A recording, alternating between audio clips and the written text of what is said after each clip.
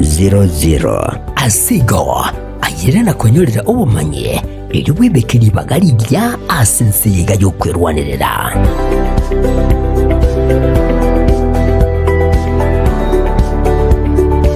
Getemba Television ekionga kiamamugusi. Etwani yabugire ayo mworo karugetanda.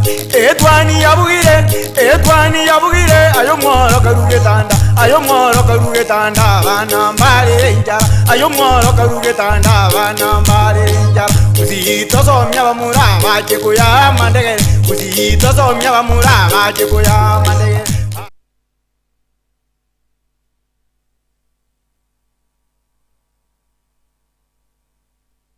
Mwancho murigerera karibu sana kira utwasire no mugeni aigase studio hasentunde yo mwerio yo morobere bwetwane ni gobono turigite ko chikorigereria amorira ari agokunera ase ense mweri ya mache unabono chinse mochiricha blada tupate kidini na boigo amangana ase amache aweta erinde anene bono nakia morira ega berika guchanda abantu ayotari gukwanerwa ase chingaki ichinyingirane no gukumanyanga mugenito bweri tukoria rero tari gukwana ikigusi nabo otokumwanchara nyare gusangana ndio ase omonwa bwege Swahili.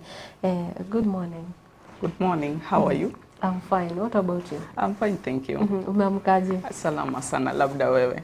Yes. Linet. Yes, please. Jina lako in full. Oh, okay. My name is Linet Onyango. I'm a clinician by profession, and I work at Kisii Family Medical Center, a facility that is in Kisii town, New Sansora building, just the first floor, opposite the main stage. Yes. Karibu sana. Asante sana. Yes. Leo tukiangalia mada ya leo ni kama mambo itakuwa ngumu. Kidogo tu. Sio sana. Itakuwa tu ngumu kidogo. But nitaeleza vizuri. Yes. Karibu sana. Thank you. Wakati mwingine labda mtu akiona Onyango anaweza dhani ni Mkisiju, bado tuko na Wakisii wanaitwa Onyango. Yeah, that's true. I'm a Luo from Homa Bay County. Yes. Karibu sana na unafanya kazi Kisii. Yes, sure. Wanakupelekaje so far? Vizuri sana. Na Wakisii. It has been good. It has been good all the way. Yeah, they are so good, very friendly. I love them. Karibu sasa utawaongelesha siku ya leo pia uambie umekuwa na wao na wanafanya kazi nzuri. Yes. Yeah, Linet tukiangalia bladder infections. Yes, please. Labda in Swahili bladder infections unaweza fanya mpenzi mtazamaji akaweze kuelewa bladder infections ni nini? Okay, tukiangelelea mambo na bladder infection. Kwanza tuko na infection yenye ina affect the urinary tract. Urinary tract inaanzia chini kwa urethra. Ukitoka kwa urethra unaingia kwa bladder. Bladder ndio sasa ile sehemu inashikilia ndio hiyo ina store hii urine yetu. Alafu ukitoka kwa bladder unaingia kwa ureters. Ureters ni hiyo path penye inatoka inapitia ikikuja kwa bladder ndio ikuwe stored. Alafu unaenda juu kwa kidney. Kidney hapo ndio sasa urine inakuwa formed. Sasa ikisha kuwa formed pale kwa kidney urine inapitia ureters. Alafu inakuja hapa kwa bladder. Hapa kwa bladder inakuwa stored. Mfuko sasa. Inakuwa stored mpaka sasa ile time yenye utaanza kusikia unataka kufanya nini? Unataka kwenda haja ndogo. That is when sasa hiyo kuna kitu inaitwa sphincter ina open, alafu sasa urine inatoka through the urethra. Unaweza fanya nini? Unaweza enda haja ndogo. Yes. So any infection yenye ina affect bladder tunaita cystitis. Iki affect the urethra tunaita urethritis. Ikipanda juu i affect the ureters, urethritis. Ikifika sasa kwa kidney pale we call it pyelonephritis. Sasa hapo sasa tumeanza kukua na complication ukiona imepanda mpaka ukujo. So infection huwa inaanzia hapa chini kwa urethra. Isipotibiwa vizuri inapanda ina affect the bladder. Isipotibiwa vizuri inapanda pale juu ina affect the ureters. Isipotibiwa vizuri pale kwa kidney sasa. Na unaweza kumbuka zile kazi zenye kidney zinafanya kwa mwili ya mtu. Yes. Tukiangalia sasa hizi infections ama magonjwa haya mostly tunaambiwa urinary tract infection. Yes, UTI. Yes. Mtu anaambiwa UTI hawezi elewa hii ni nini? UTI ni naweza sema one of the commonest conditions. Yes. Zenye tuko nazo yenye ina affect wanawake, ina affect watoto wadogo na ina affect wanaume at the same time. So infection yeyote yenye ina affect hizo organs zenye nimetamka, urethra, bladder, ureters, kidney, we term it as urinary tract infection. Yes. Yes. Zinaweza kuwa caused na many things. Kama gani? Bacteria being one of the commonest cause ya UTI. 2, tuko na fungal infections pia. Tunaweza kuwa hata na viral infections. Yes. Kwa UTI. Kuna risk factors na kuna causes. Ndio hapo kwa nini umesema bacteria. How does it get into that tract? Inakujaje? Okay. This is a good question. Let's say unaona the parts zenye tuko nazo kwa mwili. Tuko na chenye inaitwa the urethra. Alafu tuko na njia ya uzazi. Njia ya uzazi na urethra ziko tu hapo close. Actually kama uko keen you cannot even know where it is. So ziko very close. Kuna watu hawajui. Wajui kwamba ziko. Wengi kuna wenyewe wajui kwamba ziko mbili hapo. Wanajua tu ni moja ndio iko hapo. Ukiwauliza saa zingine mgonjwa anakuambia kwani zinakuanga mbili? Sinajua ni moja hapo. Zinakuanga mbili. Alafu sasa tuko na the anal region pia. Iko hapo karibu tu, si ndio? Now sasa kwa wanawake girl child we are very much disadvantaged because unaona the anal region iko hapa, njia uzazi iko hapa and then the urethra, njia ya makojo. Njia ni tatu ziko hapo. Alafu sasa kuna bacteria yenye inakuanga very stubborn bacteria inaitwa the E. coli. Hii bacteria ina concentrate majorly kwa the anal region, kwa feces hapo. Now the moment imepata tu chance iingia hapa juu, infection already imetufanyia nini? Imeingia. That's why unaona hata watoto wadogo kuna wenye wanaulizanga kwani UTI itatoka wapi kwa mtoto mdogo? Hygiene. Wanashangaa UTI inatoka wapi kwa watoto wadogo? Kwa wasichana wadogo, hata wanaume, watoto wa kiume wadogo wote. Yes. Na ikiingia kwa mwili, how long does it take mtu ajue niko na shida? Kwa wanawake actually it takes hours. Kwa wanaume wanakuanga symptomatic. Boy child hata ana symptom, wanakuanga very asymptomatic. So it will take many even months kabla hajakuwa hata na symptom. Lakini watoto wasichana just hours na already ameanza kupresent na symptoms za UTI. Yes. Sasa hizi symptoms ama viashiria mtu anafiliaje alafu anajua nimepata shida? Okay. First of all, mgonjwa atakuja. Unajua mostly tunakuanga rigid. Wanasema wacha nikunywe maji, wacha nikunywe madawa za kienyeji nyumbani. Lakini sasa ikianza kukua mbaya ndio wanasema wacha niende tu hospitali. So first of all utaanza kusikia uko na uchungu. Ukikojoa kuna uchungu. Hii uchungu inaweza kuwa ile yenye ukianza tu kukojoa hivi kuna uchungu, ama iko katikati, ama ukimaliza unasikia kuna uchungu. Actually haufai kusikia uchungu yeyote.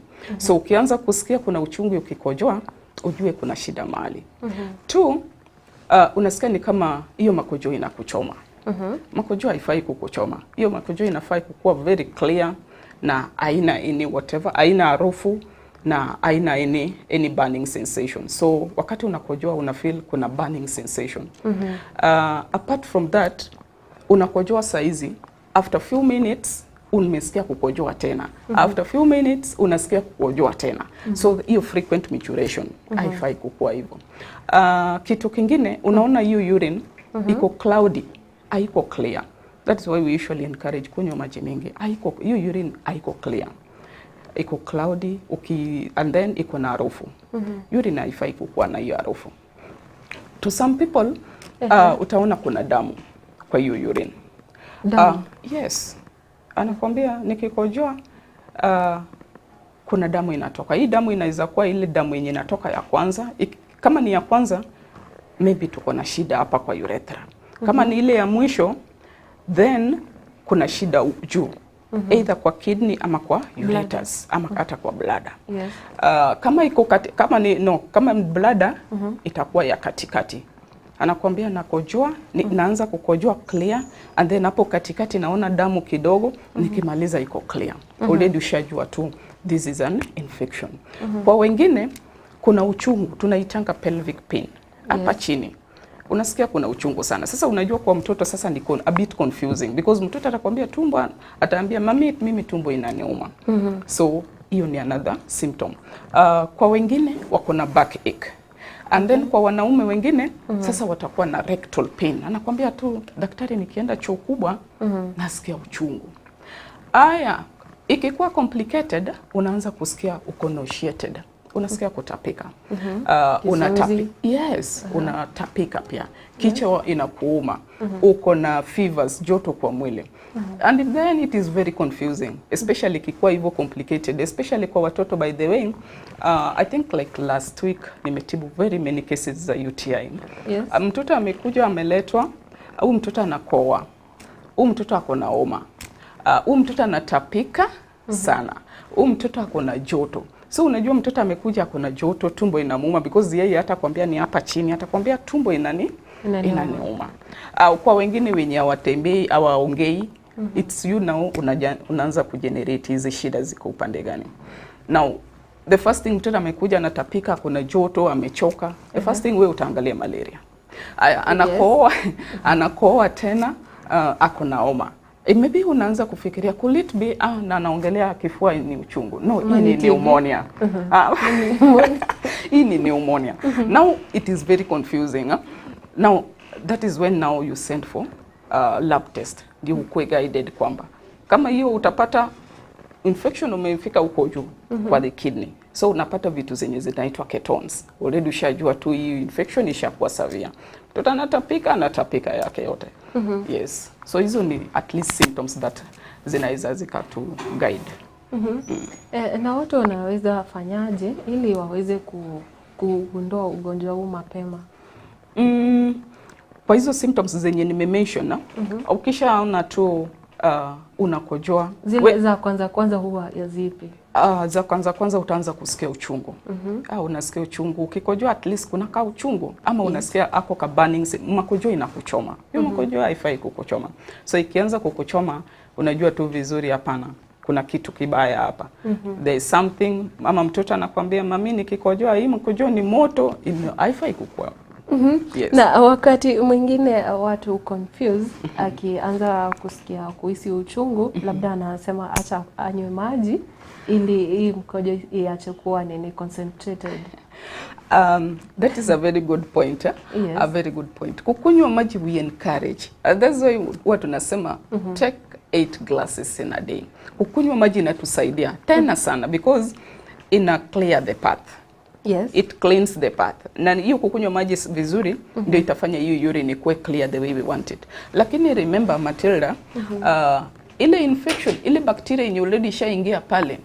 Hata ukinywa maji. Hata ukunywe maji. Hiyo sio antibiotic yenye itaua bacteria. Yes, ita clear some infections, but kuna zenye zinabaki zina multiply. Na bacteria is ina multiply very fast. Tulikuwa tunaambiwa in a second zinaweza kuwa around 37,000. So you can imagine. So una clear, yes. Una clear, we encourage that. Lakini ile yenye imebaki bado inafanya nini? Ina multiply very fast. Mtu akishajua ama akianza kufeel anajikuna, mtu anaona hizo symptoms. So ukienda hospitali ni nini mtu upimwa? So far umekuja, umenielezea hizi shida. Sio watu wote watapresent na hizi symptoms at the same time. Yes. Mwingine atakuja tu kama mtoto ndio yeye anatapika na kuna joto peke yake. Mwingine atakuja ndio yeye ako na uchungu akikojoa. Mwingine atakuja ako na parectal pain peke yake, ako na backache kama ako na uchungu hapa. So the first thing huwa tunatuma for chenye inaitwa urinalysis. Tunaambia patient enda pale lab watoe makojo ipimwe. Hii urinalysis itatuguide, itatuambia could it be tuko na yeast infection, could it be tuko na yeast infection is a fungal infection, could it be tuko na bacterial infection, could it be tuko na viral infection, and then from there itakuguide kufanya nini, kufanya treatment yako. Tunakuanga pia na urine microscopy, inawekwa sasa kwa microscope. Unaangalia the bacteria. Apart from that huwa tunapiga mpaka picha. And then apart from that tunaweza fanya chenye inaitwa culture and sensitivity. Culture and sensitivity because kwa zile mahospitali saa zingine ziko ndani hawafanyi hizi culture and sensitivity. So maybe the first thing itakuwa tu kufanya urinalysis. Culture and sensitivity we go to it wakati unaona unatibu patient but who patient wako is not improving. Umemtibu saa hizi amerudi tena after few days. Umemtibu lakini sasa with that already umefanya chenye inaitwa contact tracing. Contact tracing inamaanisha kwamba umekuja na mambo na UTI. Nimekutibu and then nikakuadvise kwamba your partner should as well be treated for this infection. So niko sure nimekutibu na nimetibu partner wako but still unanikujia na the same inaendelea correct. Inaendelea. Now in that case sasa I go to chenye inaitwa culture and sensitivity. Nataka kujua ni madawa gani because unajua pia wagonjwa wanapenda over the counter drugs. Anaenda amesikia nimesikia daktari akiongelea pale kuna madawa unaweza tumia, so amesikia ka symptom amekimbia kwa chemist. Google. In fact wana Google. Anatumia simu. Wanachukua simu wana Google UTI. What are the medications? Pengine hapo umepewa tu antibiotics peke yake. That's why what tuna encourage go to the hospital upimwe kwanza. Because wewe sasa umejiweka kwa antibiotics too much use ya hii antibiotics pia inaku expose tena kwa another condition. Shida zingine. So immunity yako already imekuwa reduced because unatumia antibiotics sana. So inafaa mtu akuje kwa hospitali apimwe kwanza and then from there we analyze na tufanye matibabu nzuri. Vyema sana. Na tukiangalia spread ama kuambukizwa, mtu anapataje? Labda unashangaa mtoto mdogo anayo, alitoa wapi? Ulisema usafi. Inakuja vipi? Very important. Unajua venye tumeumbwa sisi. Tunaitanga anatomy yetu. Sisi venye tumeumbwa ni tofauti na venye wanaume wameumbwa. Yes. Now, wewe unajua ukienda Matilda size uende kwa choo, of course utasquat. Au utasimama kama mwanaume. Now utasquat. Kwa hiyo harakati ya kusquat, kuna maybe bacteria ilikuwa imebaki huko. Tuseme saizi mimi niko na UTI, nimeenda pale kwa choo, nimejisaidia. And nimeflash tu, okay. Imeenda ama nikosi kwanza kwa boy child wa flashingi vizuri. Wengi wao wafanya hivyo. Wanasahau, ni kama wanasahau. Now pengine yeye pia ako nayo na ameenda pale and then akatoka akarudi kwa nyumba. Wewe umeenda pale, pengine umeflash tu. Bacteria zote pengine hazitaenda and then ikusplashie tu back. Bacteria is very sensitive. Ishaingia, umepata infection. Within few hours umeanza kujikuna. Within few hours umeanza kusikia some symptoms, maybe uchungu. So hizo ni zile madalili. Alafu kwa watoto wadogo, yes, I usually encourage mambo na pampers. Nimekuambia vizuri kwa the anal region, yes, tuko na the core bacteria inaitwa the E. coli. Now pengine umeweka ile pampers. Umeweka pampers, hiyo pampers unajua sasa inaweza move from the anal region contact. Na mtoto anaweza enda haja zote ndio hiyo. Hata tuseme because hygiene ya mtoto mdogo venye iko pia ni haikuange nzuri. Na pengine ameguza hata hiyo, amekuja ameguza sehemu yake ya siri. Hiyo bacteria imeingia. Na hii sasa bacteria inapanda. Unajua as you take time inapanda pole pole. Inafanya infection ikipanda pole pole. Kwa wanaume inakuanga sometimes unaweza pata the prostate. By the way, sio rahisi wanaume wakuwe na hii infection. Wanaume majorly they get it from us. Yes. But kuna occasions when wanaweza kuwa nayo. When kuna chenye inaitwa the prostate. Prostate, mwanaume akifikisha around 40 years, kuna that normal enlargement of the prostate. But again kuna ile mbaya enye inaweza lead to chenye inaitwa benign prostate hypertrophy. Yes. Now when we have this prostatitis, prostate ina enlarge. Tukiwa na this kind of conditions in men, now inamaanisha ile path inakuwa narrowed. Na ikisha kuwa narrowed, now haizi kujua venye anafaa kujua. Inamaanisha kwamba urine ina accumulate pale ndani. Yes. The moment urine ina accumulate pale ndani, then ina create very good environment for bacteria to multiply in. So anashinda akona UTI. Anashinda akona na UTI. That's another cause. Another one ni age. Yeah. Age ni watoto wadogo na watu wazee at the same time. Our immunity yao iko chini and then hygiene yao pia inakuanga chini. Wazee pia tunasema immunity yao ziko chini and then unapata hygiene might not be that good. And then tuko na gender, girl child, we are at higher risk. Pregnancy. Yes. Wakati mwanamke ako pregnant, actually UTI ni major cause ya miscarriage. Wakati mama ako pregnant, first immunity yake iko chini.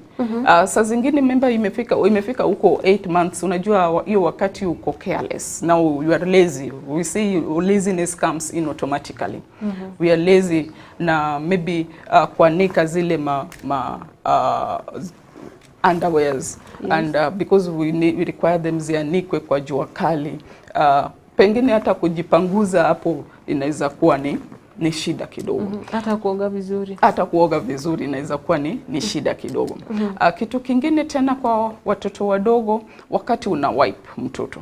Unajua wiping huwa tuna encourage you wipe mtoto kutoka mbele kwenda nyuma. Yeah, hata kama ni mwanamke kutoka mbele but now sasa unapata kuna wakati wengine hawajui wana wipe from behind wakikuja. Nao wanatoa bakteria pale wakileta huko and then sasa mtoto ama mtu mzima anakuwa na infections kama hizo. Yes. And then another thing ni wale watu wenye wako na ugonjwa ya sukari. Nilikuwa nasahau, very important. Ugonjwa ya sukari, by the way, kwa mtu mwenye ako na ugonjwa ya sukari ukimtuma pale kwa lab, most cases utapata kuna traces za glucose, sukari kwa hiyo urine. Now bacteria ina thrive even more. Na unashangaa uko na ugonjwa ya sukari, lakini uko na infection kila wakati. It's not controlled well because hatutaki hiyo mambo na sugar, glucose kwa hiyo urine. So uko na hii ugonjwa UTI kila wakati. Unashangaa what is it, shida iko wapi? Bacteria sasa because wako na chakula pale. Wanakula, wana feed vizuri, wana multiply vizuri, recurrent. Nimekutibu leo una glucose hiyo. Ni sukari wanalamba pale ndani. Nimekutibu leo, after 5 days umerudi daktari, symptoms zimepersist. Natibu tena kwamba sijagundua kwamba nafaa ni control sugar zako, sija control your sugar. So diabetes as well inakuwa exposed to this kind of diseases. Nina swali. Yes. Na mbona hawa bakteria wanaamua tu kuingia njia ya mkojo? Sio kuamua. Sio kuamua. Okay, they thrive. They thrive. Bacteria inaweza ingia kila mahali, hata hapa kwa the anal region nimekwambia. In fact hapo ndio zina thrive vizuri. But sasa wakipata tu njia ya kuingia ndani, unajua hizo ni parts zenye wanataka conducive environment for them. Na hapo ndani kuna conducive environment. So wakipata tu path penye wanaweza panda nayo mahali, na kazi yao ni kuharibu. Hakuna kitu kingine. The moment zimeingia ni kuharibu. So kama kwa mwili wa mwanamke tukiangalia kuna njia ya uzazi, like they don't enter kwa njia ya uzazi. They can. Actually they can. And that is why unapata how do I put it? Kuna watu who involved in chenye inaitwa the anal intercourse. Yes. Yes, that one can actually lead to infection this side, because wakati umetoka pale maybe hujaoga vizuri and then unaingia kwa njia ya uzazi, una introduce bacteria pale na mama anaanza kukua na infections. Yes, so it is possible wataingia kwa njia ya uzazi as well. Na bado itaitwa UTI. In that case now, tuko na what we call majorly, tuko na what we call vulvovaginal candidiasis. Yes. So hiyo ni sasa the fungal, maybe fungal imeingia hapo, and then ina cause what we call that. And then tuko na what we call TV. Venye saizi wanatu watch saizi, we call it TV, trivaginized vaginosis. So that is a bacteria. Wakati imetoka pale imeingia hapa kwa njia ya uzazi, njia ya uzazi ina cause hiyo pia inaitwa TV. Ni infection yenye iko very stubborn. Wa hiyo wakati mama nakuja na kuambia mimi chenye nasikia niko na harufu yenye inatoka, kuna discharge, na by the way nilikuwa nasahau kuna discharge pia, kuna urethral discharge na vaginal discharge. Yes. Na wakati hiyo discharge inatoka atakuja akikwambia kwamba harufu inatoka ya samaki yenye imeoza. Yes. Akisha kuambia tu hivyo, unajua tuna deal na hii bacteria inaitwa TV sasa. Yes. And treatment is now different from kutibu hii yenye tunaitanga VVC, vulvovaginal candidiasis, na hii ya TV. Hii ni bacterial, ile ni fungal. Okay. So we take a different direction. Na wengine confuse between UTI na STI. UTI and STI, yeah, they are related, but they are two different diseases. The STI majorly affects the njia ya uzazi, reproductive. Just the way the name, sexually transmitted disease and urinary tract infection. So inamaanisha hii ina affect the path ya urine, hii ina affect wapi, but again untreated UTI, STI complicates to UTI, especially in men. Actually, when a man comes to me, you see, men wanakuanga very asymptomatic. So when a man comes to me ananiambia, daktari niko na urethral discharge, I screen for both STI and UTI. Because STI that is not well treated complicates to UTI in a man. So they are related in that way. Ni sawa. Na tukiangalia sasa kwa treatment, labda mtu amepata ako na hiyo shida, mtu anakuwa advised kutumia dawa zipi? Juu watu wamezoea ati kama ni UTI unaendea antibiotics, just any. I rarely want to talk about medication, especially in media like this, because we have Mr. and Mrs. Google. Now, daktari said this, and pia naenda na Google and napata some contents, not some, but zina relate. Now naenda pale hata mesikia tu, maybe uko dehydrated, because when you are dehydrated you don't drink water, pia utapata urine yako iko concentrated, itakuwa hot. Yes. Alafu sasa hii umesikia hivyo, ushakimbia alisema niende antibiotic. Now, when it comes to treatment, majorly it will depend. That's why we usually encourage them. By the way, I'm there at Kisii Family Medical Center. Usifanye treatment uko kwa nyumba. Just come, I give you good treatment. Now, the thing is, you first screen. Send this patient to the lab. Screen and know, am I dealing with the fungal infection? Am I dealing with the bacterial infection? Because treatment is different. Kama ni bacterial, automatically I'll give you the antibiotics. Kama ni fungal, I should give you the antifungals.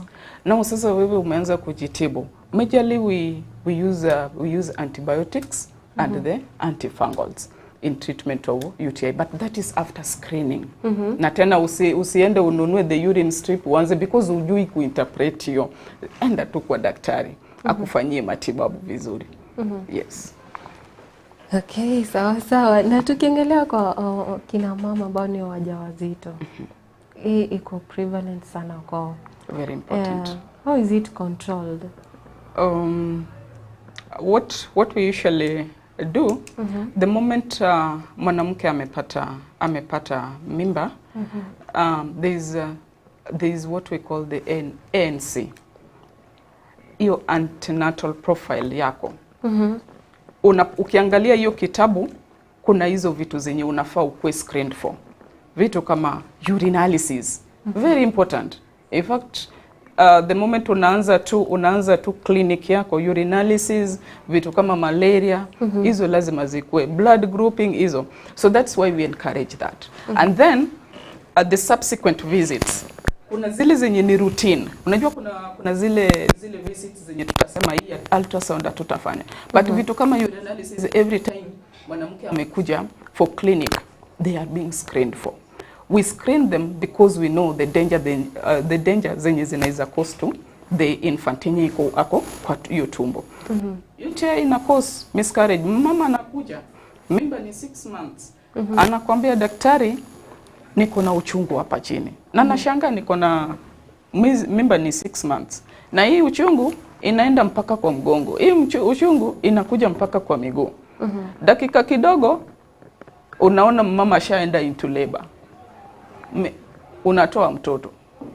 So hiyo screening is very, very important, and then hygiene yao. Yeah, at that time actually unajikuta uko too lazy automatically, but we encourage the hygiene. Panties yanikwe kwa jua kali kabisa. Yes. And then we encourage cotton, easy panties za cotton, very important to wanawake as well.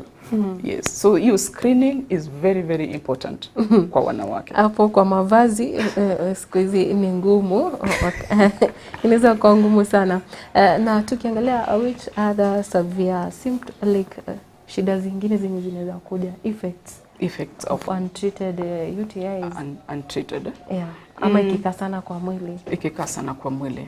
Kwanza ikikaa sana kwa mwili, kuna chenye inaitwa urosepsis. Urosepsis hiyo sasa inamaanisha hii UTI ilikuwa hapa kwa urethra, imepanda kwa bladder, imeenda kwa ureters, imefika kwa kidney. Not treated pale, because ikifika kwa kidney sasa ina cause chenye inaitwa pyelonephritis. Not treated pale, hii UTI now, remember hii ilikuwa imepitia one system. Lakini sasa imefika pale mwisho haijakuwa treated. Now it goes to the blood. Umeshinda ukienda hospitali wanakuambia uko na what we call septicemia. Septicemia ni sasa ile yenye tunafanya screening, unachukua damu unapeleka kwa lab, and then unapata kuna blood cells zenye zinatusaidia kufight infection. So unapata ziko rest huko. In that case unajua hujui shida iko wapi. Itakwambia tu kwamba there is an infection in the blood, and this infection in the blood daktari baada hajajua inatoka upande gani. Na wewe pia because unaogopa, watu wanadhaningi kwamba UTI inapatikana through sex. Sister, naweza kukatiza kidogo. Nikiangalia huku kama kuna wale ambao wana maswali kama Frederick Ogembo, naona anauliza ati kama huo mkojo huwa unachoma kwa kina mama ama both men and women. Hilo ni swali lake, na huyo anasema Rose Michiamo anasema from Nairobi Pipeline anatupata vyema. Na Frederick Ogembo agoteba good morning kuruna Kuru City Irene Kemunto live from Beirut. Na apo igone ndoche Joseph Nyangena agoteba noare ime yomoroberio ni kubate ribori rinderionsi anne mono kubate kana neme chando bune yo na bokunyara kubolia erinde oyo bate bomanye anyare gotoiraneria. Na sister, ulikuwa unazungumzia the dire effects, tukiangalia hizo zinyo kwa severe. Okay. Yeah. No, should I get to the question first or I continue first? Okay. Answer the question first. I answer the question about the burning sensation. So on the burning sensation, majorly iko kwa mwanamke. Remember mwanamke ndiye anaanza ku experience hizi symptoms mapema sana. But mwanamume pia atakukujia kwambie daktari, siku hizi nikikojoa hiyo makojo yangu inanichoma. So inaweza patikana in both sides, hata kwa watoto wadogo. Yes. Frederick, umepata jibu ruse kwa nyorire uko iranirigwa hapo kwa effects. Yes. Tulikuwa tunaangalia. Okay. Nilikuwa nimefika kwa septicemia. Where sasa hii infection imefika pale kwa kidney, not controlled, infection imeenda kwa damu. So unashinda pengine because watu wao wanaogopa. Wanasema nikienda niseme kwamba niko na UTI, watu wataanza kusema because ukiangalia unaona you are faithful in your house. But again unashangaa hii infection imetoka wapi? So umeenda pale umejificha, utaki kuambia, pengine couples wamekuja pamoja. Hiyo inapata kama already wamepigana huko kwa nyumba wakati wanakuja. Na by the way madaktari, to clear hii information to hao watu kwa kabisa. Ndio wasipigane kwa nyumba. Now umekuja pale haujapeana hiyo history kwamba unajua nimekuanga na infection. Septicemia inakuwa na very many causes, but one of them inaweza kuwa hiyo ya UTI, uncontrolled or untreated UTI. Umepeleka pale umepata chenye inaitwa leukocytes or the white blood cells ziko juu. So we treat general. Wacha tutibu hii septicemia tukiangalia, tukijaribu kutafuta infection iko wapi. Another thing inaweza cause chenye inaitwa pelvic inflammatory disease kwa mwanamke. Now in that pelvic inflammatory disease, in that case sasa lazima ufanye chenye inaitwa ultrasound ndio ugundue kwamba there is pelvic inflammatory disease. The moment mwanamke amekukujia tu amekwambia nimekuwa na recurrent UTI. Na tibu this month, next month, na sijui shida iko wapi. Just send this patient for an ultrasound. Most probably utapata chenye inaitwa hiyo pelvic inflammatory disease. Now, a pelvic inflammatory disease might lead to another thing, what we call infertility. Yes. Infertility, it can be a primary infertility or maybe secondary infertility. Primary infertility inamaanisha ya kwamba haujai give birth kabisa. Ama secondary umekuwa na watoto. Lakini unashangaa sasa unataka mtoto wa pili ama wa 4 na upati sasa hapatikani. So mwanamume pia unajua amekuweka pale na pressure. Mbona tupati? Ama umeweka family planning na hujaniambia. Lakini pale ndani pia umekuanga na UTI recurrent, lakini ukimwambia pia twende tupimwe pamoja na kwambia mimi wewe sina nini? Sina infection. So it can lead to what we call infertility. Another thing nishaongelea miscarriage. In men, if it is not controlled, can lead to what we call prostatitis. Your prostate ina enlarge. Yes. So hizo ni, and then kwa watoto wadogo wana fail ku thrive because uko na UTI, umeshinda wewe umegonjeka, imepanda pale kwa kidney, unatapika, malaria imetafutwa, pneumonia imetafutwa, atupati solution. So huyu mtoto unaona is not thriving. Yes. Na hapo kwa pelvic inflammatory disease inakuaje? Labda mtu anaweza shangaa hiyo ni gani tena? Yeah. A pelvic inflammatory disease inakuja kwa STI that is not treated well or UTI that is not treated well. Presentation majorly itakuwa uchungu. Anakuja na kuambia daktari, niko na uchungu hapa kwa pelvic region. Ama there is a pressure, kuna kitu tu ni push hapa kwa pelvic region. And then you go further by asking, umeaitibiwa for UTI ama STI? Anakuambia yes, nimekuanga na UTI. UTI by the way tunasema once imekushika more than 3 times in a year, then we call it recurrent UTI. Na unajua mwingine atakukuja within 1 month amepata almost 5 times. So that is a danger. 1 month. Yes. So that is a danger point. Yeah, you need a good treatment. You need to come to the hospital. We need to screen you very well, and then we give you the right medication. When it comes to your pelvic sasa, tunakuweka kwa madawa zenye zinaitwa the intravenous medications, and then kuna zile zenye wakati sasa unakuwa discharge, tunakudischarge kwa zile zenye unameza. Yes. Ni sawa. Ningependa tuendelea kwa mapumziko kidogo. Mwanzo murigireria turagenda cio mutumo kamoke rinde tukoirana tunyare gukorera ase amangana yaiga ya uboroiro bwiga bugucanda ase nchira eri ya mache ase mubere bwa basacha mubere bwa bakungu n'abana nonye n'abana abakene n'umucando ogenderete konekiwa ase chinyagitari nande n'umucando abantu abange batariko gani ebanyara gusanga gendera gutigara imeyo murobere yiga erinde tuche gukora ase ubwamo.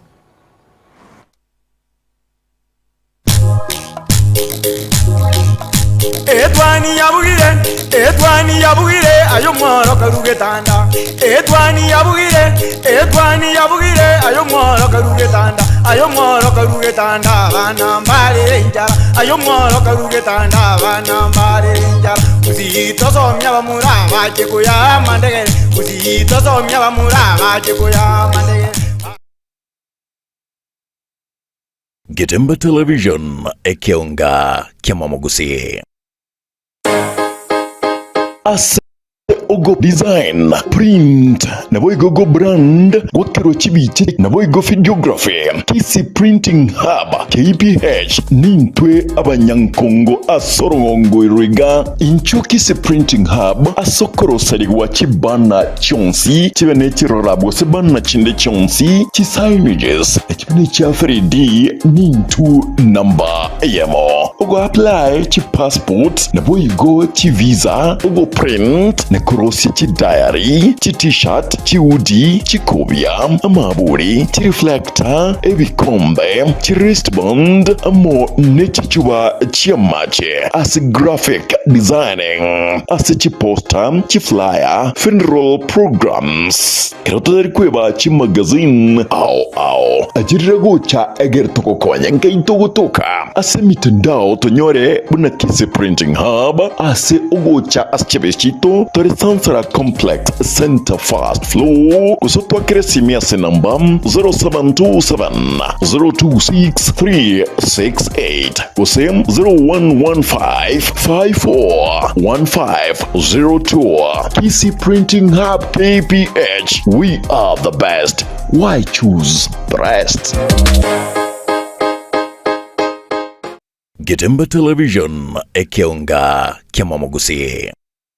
Shah Ceramics igobago kwa special offer bunu iga asachi tile au nokugora chikaton emeronge tato nigo kwa growth kilo isato bosa gokora chikaton meronge tato nigo kwa kilo isano na isato bosa gokora chikaton emerongo etano ne tato nigo kwa kilo emerongo ebere bosa otarigwa kanera kende size endeonse Niko okoegwa ye asichi brand bego chinde chonspe chi wall tile kitairi chance na boigo chi tile chia 40 by 40 kose 60 by 60 samange ba kresi mese number 0703 943972 ajirago cha aseduka yabere Kansons Plaza angana Quick Mart Kisi opposite Mucha Place. Getemba Television ekionga Kyamamogusi. Kila nafsi Tarari ogo kwagwa Beatrice kwambuka ogoncho yoro mwana w'umwaka ototo umari na Cecilia obonyo abonsi bari nyagusira garu mwana garu murugi o Reverend Pius Ogoncho na nigari ngina Gladys Gesare, Jacqueline Nyangarisa, Mary Kemuntu, gusira Cyrus Ototo, nomo wakili Bernard Unditi. Nigari ngina koro Makaz Amani, Cyrus Chengwe, Cyrus Ototo, Samuel Malala, Mila Nyandege na Ain Kumbuka. Nigari ngina biara Esther Leila, Emmanuel Chengwi, Kefa Nyamungo, Honorable Dennis Nyandege, Dr. Alfred Chengwi, Dr. Douglas Oimeke o KTRH, Robin Arogo, Haron Momanyi na Maval wa Machio. Yarimesiku mwamba Francis Omache, Bishop Nicodemus Nyengiri, nyagusira Reverend Andrew Nyangena, umwalimu John Unsando, Alice Mora, nyagusira Dr. Wilson Omenya, Grace Bitutu, nyagusira Kemuma, Omari, Munda, Ogwankwa, Nyabera, Mura, Osebe na Malkia. Yarimuka Mura o Joseph Mochama na Trufena Mura na Nyoriana. Nigare muka Mura mwaba Mura Mose, Florence, Mary, Nyangaresi, Anna, Alice, Josephine, Nyambone. Nyagusira Mokeira, nyagusira Okiomeri, nyagusira Biogo, Motari, Orenge, Mura, Teresia, Abuga, Jane, Adoka, na Nyakirario na Boigoros. Yarekora ya Nyagusira Patrick Chengwi, Florence Auma, Nyagusira Richard Arogo, Nyagusira Jane Ariri, Azra Marita, Priscilla Mayomi, Peter Wamachio na Rebecca Nekesa. Nigarengina Moke Makori, Ronald Nyamwamu, Tom, Eric, Duke, Mutari, Reverend Abuga, Birundu, Joel, Dennis, Chabasi, Dennis, Malaki, Nyagusira Omenya, Pastor Michael, Harun Ototo Nyengiri, Ogatamba Television, Ogatamba Fam, Joel, Ephraim Nabande. Mchango na belitukulia Jumanne tariki 25 Mutinyukabiro Mwakoyega, Asinkayaye MSA. Mobere noru suwen kendo ya KTRH itkuri Alhamis tariki 25 amasabo yo komoyania na korikana itkuri Juma tariki 25 Sinkayaye Egatungu Village MSA sublocation bo Chibora location bo Machoge Barabu Ase County ya Kisii. Gatamba Television twarengore yeito.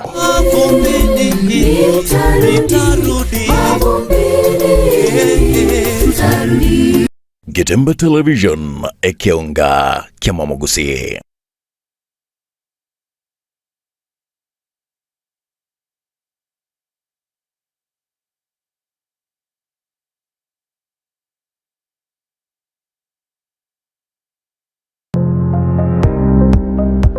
Ine kwabaire gukorera asenga kintambe guse nigo kwarwalire na gusalia endibo enyinge. Aha bono tokwa omoyo inyagitali ya Walfit Health Centers neroli chibuliao nyuranga nonyorobu wenia bwa maruire amange abuna amaruire yesukali amaruire yenda amaruire yomogongo na yande amange. We call your prostate. Eno borwere bwa sungwira bagakenga abagaka sana bwe sukari, what you call the genesis of diabetes. Ngaki borwere bwe sukari bo so mobero goime. Hypertension no borwere kera manyinga ko gende gore so mobero.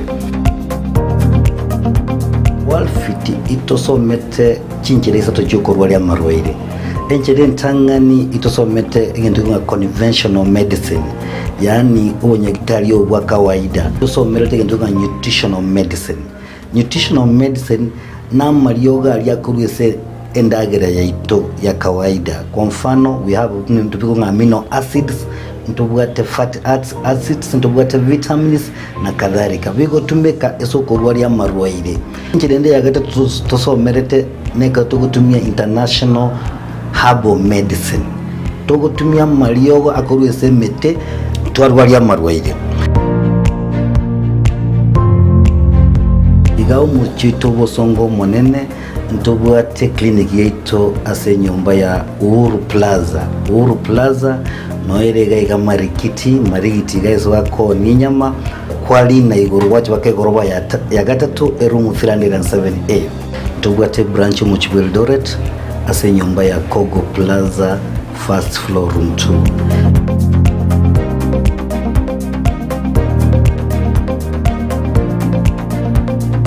Walfit Health Centers umusani ogo asamarwaire minyoka. Gatamba Television ekionga kia Mwamogusi. Aye, nkuri yule obe umumanyi buo obogendia tibuwa buwa RS Modern Driving School nesukuru yobogendia eyuye gokwali baga yobomanyi ase ibrasi bikobuatia etu ase chipigipige nkwegeli ya pale boigo chigali chia automatic na light vehicle ase boigo bakwegeli ya C1 C2 ase chitruck D1 D2 na D3 ase chigali cha matatu. Amangana maya naya ni gobaletire machine yekerero ya driving simulator awo ase aborokiwa bagosomera nyumba batali kogenda ebara banyone ase chinsagi chabobuna Kisi, Keroka, Sondu, Isebania, Lolgorion, Keanja, Suneka na Ntibaru. Asamange na bukubakira isini ase chinamba 0725659500 0705 gose 0759100009 boigo 0101098181 RS Modern Driving ase obogendia obuya. Getembe Television ekeunga kiamamogusi. Amarietane neri kimisuko na eri kimisuko no manyagetaria imeye nyagetaria nuga pesi ni nyagetaria gotoka somo chubo songo ebwato bokoreri bwayo buyake gima na kobwamone gotumeka chi machine chekerero echichiarure korwa sense ya South Korea. Nuga pesi etobwato bokoreri boito gaiga na kobwamone twakonyiro mugusi asa atambe twaberire gaiga asege kegetambe korwa mwako 2018 mugusi onde bwensi obwate mechando wao unabono mochando bwegetekio mogongo gugwatia amagora kobimba mochando bwa arthritis manyinga waka igoro mochando bwa sukari amona moroira manga arese mebere yeito oitana ni nyagetari chinyinge nendo taranyoro bobwenia ne sengenjo ataratarire nyagetari to ya nuga pesi erinda nyoro bobwenia obwega boito aiga nuga pesi ntori kobara ntori kobete sindani ntori kwa mario gandonsi yogo kobekera chemical somubere etogo koa obobwenia boito bwekerero obwo gotumeka chi machine na kobwa mono chindetere chiana no diamond tomenium nilitaria ana igongoro kumera ni kwambuka one gento na rochege kone igona nyore to buruire mwaka 2002 oburuire obuna akire gorinya getari na irunya getari paka bwasinyire bono ngoteba ngonde bwensi ura doge nganari no buruire buno bobwa mauga boko bimbyo mubiro yo gwati botari korara era tigaike gaje senya getari yangu ga besti elinde mokonde munanyi gwete nga yankonyire tinare ko nyara konchore bigoti na gwe kumba lakini bono ko nyara konchore bigoti nyigwete nga bono ngo na gwende ngo gwe nande bono Samarieta ongoro kwa Estanyarik ayande ngoro ku madam director korwa se enyagitari ya nuga besti nogo tonyora asama gacho Ouru was second floor tirongo tiakabere kegusi twakwariganirie togokonye omobero obe buya amanyinga atare buya omobero ore buya noro konyara kurigia enibo asamange nabuko bakirisi migwe trust chinamba chiabo 0700260518 gose 0784955717 gose 0705860053 Nuga Best gotanga mbuya kubwa kogwenia. Getembe Television ekeunga kiamamogusi. Etwani yabugire ayo mworo karugetanda Etwani yabugire ayo mworo karugetanda bana mbale njara ayo mworo karugetanda bana mbale njara uzito somya bamuraba kikuya mandegere uzito somya bamuraba kikuya mandegere.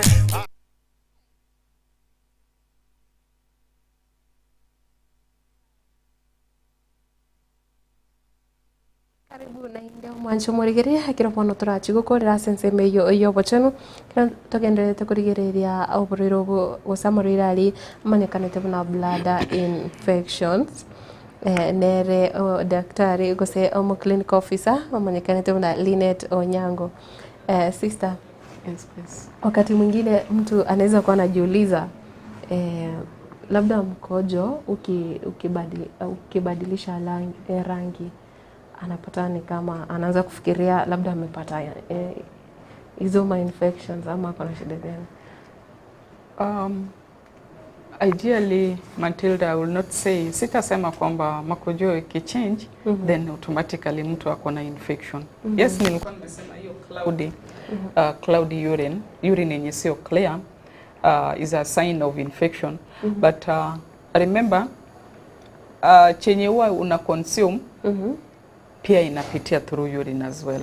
Na sasa tuseme umekunywa juice saizi mingi au orange au jakunywa maji huwezi expect urine yako ikuwe tu clear. Yeah, but we usually encourage kwamba mtu akunywe maji mingi tu clear hiyo path. Chenye una consume will reflect kwa urine yako as well. Kuna hata madawa zingine ukimeza na huwa unaambiwa kuna madawa hizi za TB the first thing utaambiwa urine yako itakuanga yellowish.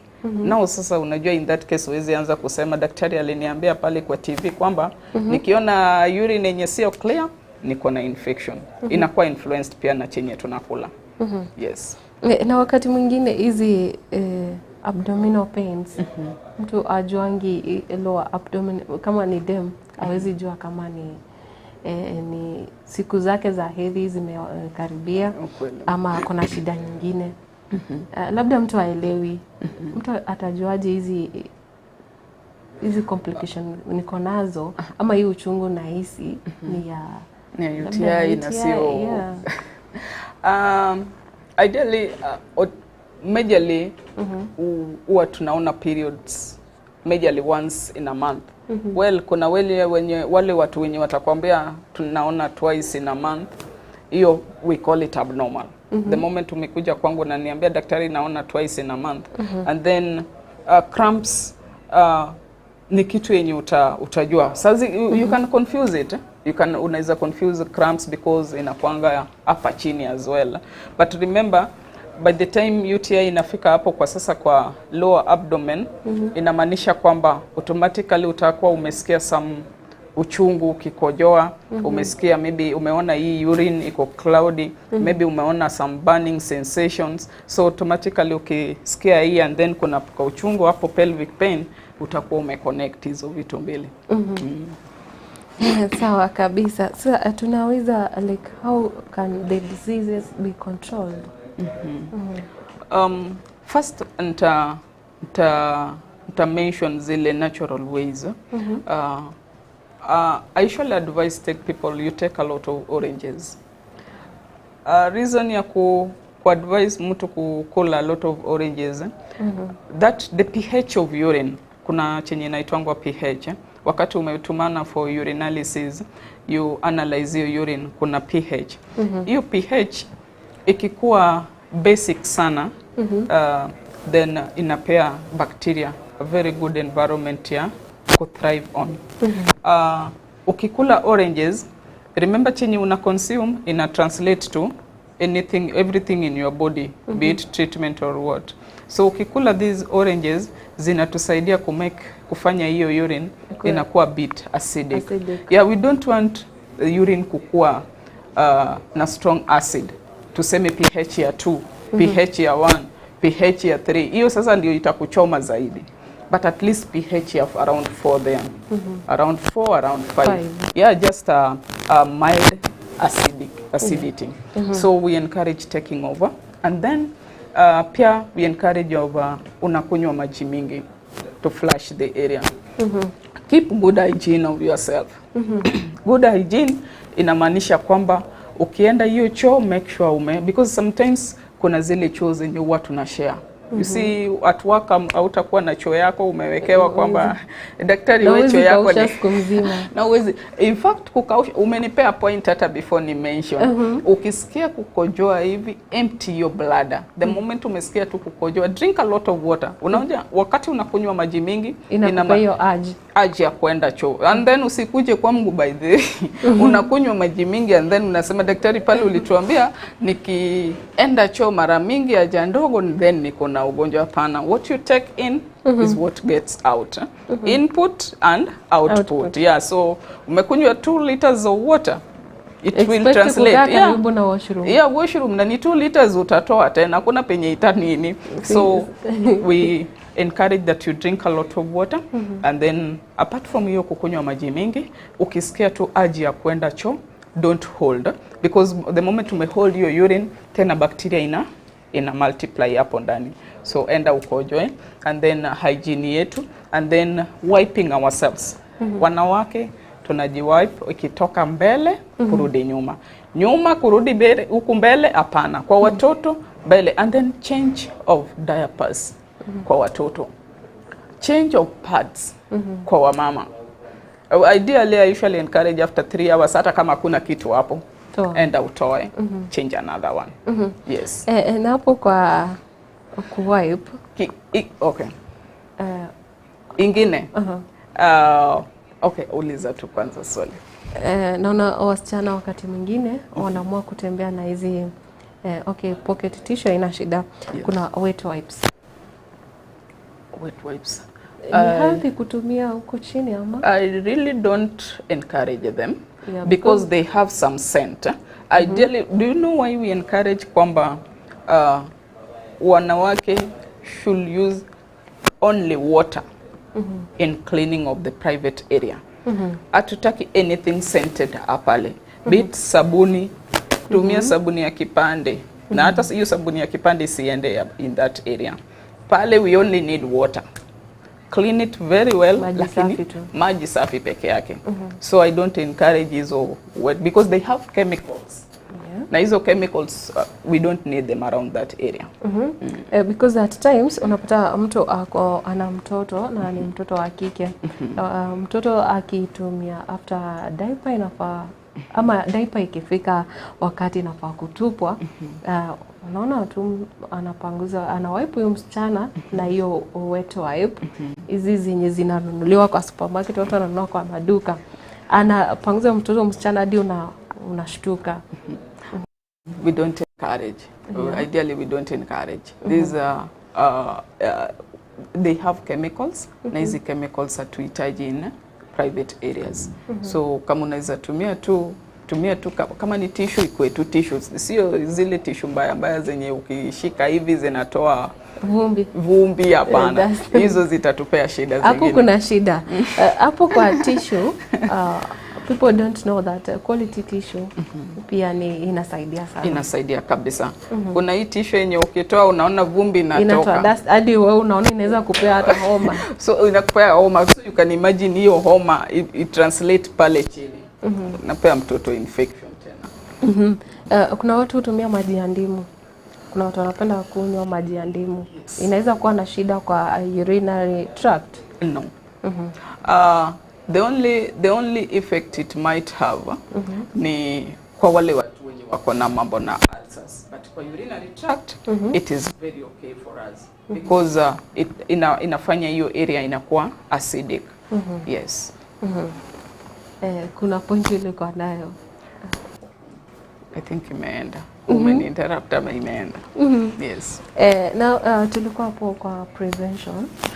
Yeah, tukiendelea kuangalia jinsi tunaweza saidiana kuzuia ugonjwa wa hizi infections because imekuwa common. Unaenda tu kila mahali unasikia tu. Most of the conditions zenye huwa madaktari tunatibu kwa hospitali ni UTI, urinary tract infection. Very common. And then kitu kingine ni contact tracing.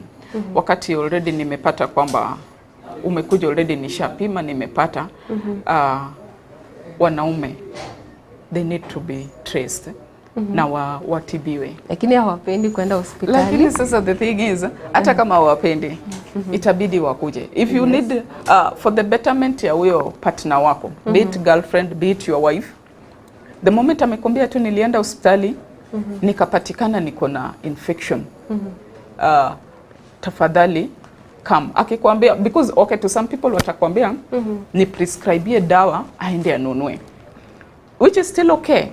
Yes, we don't term that as over the counter infection because over the counter drugs because already nisha kupima nimepata uko nayo. So kama mwanamume amekataa kabisa kukuja, tumia usually prescribe automatically as long as nishaona nimepata mwanamke na hiyo infection ama msichana na hiyo infection, and then I prescribe for the contact tracing. But the moment umepatikana nayo, tafadhali usiende useme daktari alisema nikikunywa nikule machungwa, nikunywe maji mingi, ni hang panties zangu nje. Tafadhali wacha utibiwe. We clear the infection and then you start to answer afresh. Yes. Ulikuwa unazungumzia ni natural ways za kujizuia na hizi mashida. Natural ways nao ni hizo za vitu kama kukula oranges, kukunywa maji mingi, keep your hygiene vizuri, wiping yourself, changing your pads frequently, changing diapers kwa watoto wadogo, things like that. Na eating habits? Eating habits, everything you consume translates to your body. But ideally we usually encourage take a lot of fruits, take a lot of vegetables, drink a lot of water. Those are songs that we will always huwa tunaimbia wagonjwa. Na wakati mwingine prolonged use of antibiotics wanasema zinaleta shida. Yes, yes. Because of the pH zinaanza kubadilisha pH ya huko chini. Unaweza zungumzia hilo? Ideally chenye huwa zinafanya ni they lower your immunity. Too much use ya antibiotic, umesikia kidogo uko na uchungu kidogo, uko na homa hata si umeenda kwa pharmacy, daktari niko na homa, antibiotic, antihistamine, kitu yenye ungetumia tu maybe kitu kama antihistamine, because kitu kama homa tutibu na antibiotics we are not actually it's encourage iishe tu yenyewe. Umeendea hiyo, umesikia umeona urine iko discolored na umetoka kukunywa juice orange mingi, umeona hujakunywa maji, daktari aliniambia dawa ni antibiotic, umeenda ukanunua. Now wakati uko na hiyo infection, that is now what cause what we call even resistant. Uko na hiyo infection sasa, umekuja kwangu pale kwa pharmacy ama chemist, umekuwa ukipewa antibiotic yenye inafaa itibu the actual infection. Umekuwa ukiabuse antibiotic, una abuse antibiotic. Now you have imezoea. Now imecause what we call resistant. Haiwezi fanya kazi. Now you have the infection lakini haiwezi fanya kazi because umekuwa ukiabuse hii dawa. Now in that case, that's where sasa tunakutuma kwa what we call culture and sensitivity. Because our response to medication, tunataka tugundue ni gani itakusaidia kwa hizi zote. Which sasa utapata ni zile strong ones kabisa. Kitu yenye hata tungemaliza tu na simple antibiotic. Hapo kwa culture and sensitivity ulisema nini ufanywa? Kwa culture and sensitivity tuko na what we call we grow. We grow the bacteria. And then after growing, you grow unaeka hiyo, majorly that's part of lab, but unaeka bacteria and then una grow hiyo bacteria.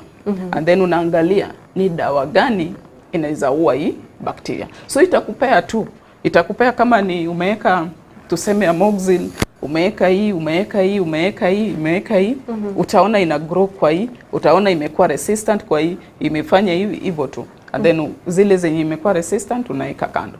Zile zenye inaweza respond to, now you use those ones. So unakuwa indicated. It is like ukienda kwa every doctor, you produce that. Unasema nilifanyiwa culture, nimekuwa resistant to many antibiotics. Nimefanyiwa culture and sensitivity. Hizi peke yake ndio sasa I'm responding to. Na saa zingine ukipata kama hiyo unapata zenye una respond to ni very strong antibiotics zenye hata utapata pengine in some hospitals, tuseme zile hospitals za ndani. Shukrani sana. Ni hospitali gani tukiangalia sawa huku Kisii mtu anaweza pata matibabu ya shida kama hizi? Ndio wakati mwingine unaweza pata mgonjwa ameenda hospitali, akapimwa alafu akatumwa aende kununua dawa. Na unajua imekuwa common sana. That's very true. Yeah. Matilda, first of all, unajua automatically I'll mention where I work because I know my work is good and I know how I assist my patient. Najua kuna mwenye anaweza ataka kuja kusaidia. Unajua ugonjwa people don't speak about it publicly. That's very true. So kuna mtu anaweza ataka kujua unapatikana wapi, labda akuje akuongeleshe kisiri. Thank you. Now, napatikana Kisii Family Medical Center. Kisii Family Medical Center is a facility in Kisii town. Just opposite the main stage. Main stage tuko tuna one main stage. Ukitoka tuseme unatoka Rongo, umetoka Nyamira, umetoka Ugembo, wapi? Hiyo moja kubwa. Moja kubwa. And then ukifika tu hapo Enacoach. Opposite Enacoach kuna building. Tuko na old Sansora and then new. So tuko kwa new Sansora just to the first floor. And then sio lazima ukuje na cash, by the way, biju huwa tunatumia insurances mingi. Mtu anaweza ogopa seme sasa mimi huwa natumia tu insurance na daktari sasa nikienda pale ataniitisha pesa. So walimu tunakava walimu, walimu huwa wanatumia aona. So wali wa IC, be it AP, do it APA, be it aon, au tunawashughulikia. SHA tunakubali. Naona watu wengi wanasema pana SHA, but sisi at least bado tumebend rules zetu, tunatumia hiyo. Kuna yenye inaitwa hizi watu wa banks, be it KCB, be it cooperative, we use them. CIC insurances, we use them. Tuko na Jubilee, hizo zote. And then sio medical services peke yake. Kuna mwenye atasema daktari, na mimi nataka tu physiotherapy, we offer. Nataka tu dental services peke yake, we offer those. So we are a full package. So I welcome you. Ukikuja, chenye tumeongea na wewe ni kati yangu na wewe. Yeah, that is the rule of doctors. Hakuna kuambia mtu mwingine. Yes. Lakini si wao wanasema wakati mwingine. Lakini okay, haufai kusema. Ukiniambia daktari na kuambia, but kuna situations where itabidi ni kuambie with this one, why don't we discuss with your partner as well? Yeah, because for the betterment of you. But ukikata, usually we have patient right. So I cannot go beyond your ukikata. Okay. Unaweza zungumzia labda expenses ama is it expensive to treat blood infections? At this point nitasema it's not expensive. Ukigundua, because already nimesema symptoms zote. Umeona hizi na hizi, uko na hizi symptoms, umeikimbia kwa hospitali mapema. And then shida igunduliwe, utibiwe vizuri. Lakini kuna ile yenye sasa umengoja, imekuwa complicated. Tunasema complicated UTI. Yes. Now in that case, umeenda hospitali zingine hizi za public kwenye wanafanya dialysis, or even private hospitals. Dialysis unajua in a week, you are ideally iyo kidney kama imeharibika and now it requires ufanyiwe what we call dialysis. In a week unafaa ufanyiwe at least 3 dialysis. Well, kuna wenye watakupea 2, but the best one ni at least 3 dialysis. Now in a one session of dialysis at least unafaa ukuwe na around 9,000. Now 9 to 10 hapo. You can imagine in a week now utakuwa unatumia around 30,000. In a month translating to almost 120. Now pengine wewe sasa hautamanaje. So it becomes expensive. Ukikaa hautaki kuseek medical attention.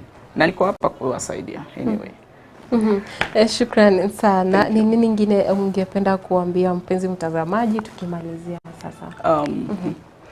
The only thing that I'll advise our viewers ni kwamba the moment you feel uncomfortable, you feel or you experience easy symptoms that tunaongelea, kindly just visit the facility nearby. Maybe unaweza sema no, I don't want to go to Kisii Family Medical Center, but we give the best. We just go to any nearby facility, get tested, and then don't go for the over-the-counter drugs. And then I'll also I want to advise our brothers outside there kwamba the moment your girlfriend, the moment your husband, your wife amekwambia kwamba nimepatikana na hii infection, please accept so that wewe pia ukue treated, ndio tusikue na complications kama hizi. You can imagine uo yenye mtakuwa nayo kwa hiyo nyumba, bibi akikosa kushika mimba because infection ime complicate na ime cause infertility sasa. Yes. Shukran sana. Tungependa tukukaribisha tena siku nyingine tuweze kushare na wapenzi watazamaji. Mwancho murigereria ni garingi clinic officer Linet Onyango.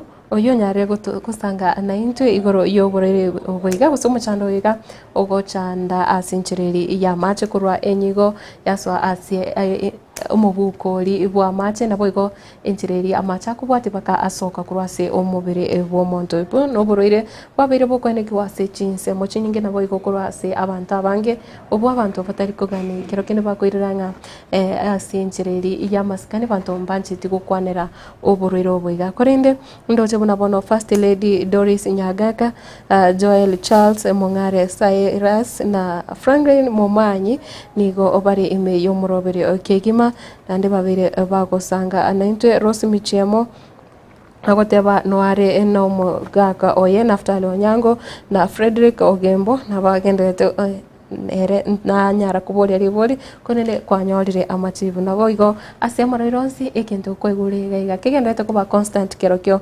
ngeringa igenda ase chinyagitari mapema gose digia omorengori mapema irinde onyare gukonyeka umwancho morigerera korwa ase studio ya kabiri kuboterana nere Lucas Mogaka nere Matundra Wilfred twanyarire kuika omwere bomorobere iga kwarengene nche Matilda baigwa kirango kuboria kende gutigara imiage tembe television nabo igo kende korigereria emeroberiende buna ekobwati wikari tukoria nkyo aserero bye bye lakini onye kubwato kubori nabo kogendera gotonyora gwetera ase mitandao ya kijamii nabo igo inamba yesimi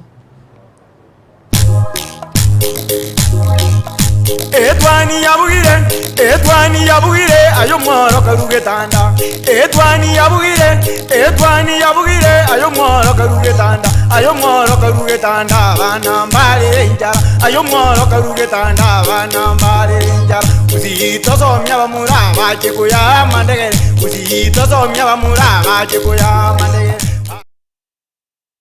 Getembe Television ekionga kiamamogusi HK International Medical Center ni nyagitari enene ya chirenkuma imemu chobosongo eyogo tumeka chimashini chinkongo asukumureka amarwire ao nago kwa ubugwenia wetera asi amariogo arosirie kurwa asemete nigo bakugwenia amarwire buna esukari ogwaka igoro kwa manyinga gose high blood pressure arthritis cancer chinyigo imichando yichinguru cyabagaka ubugomba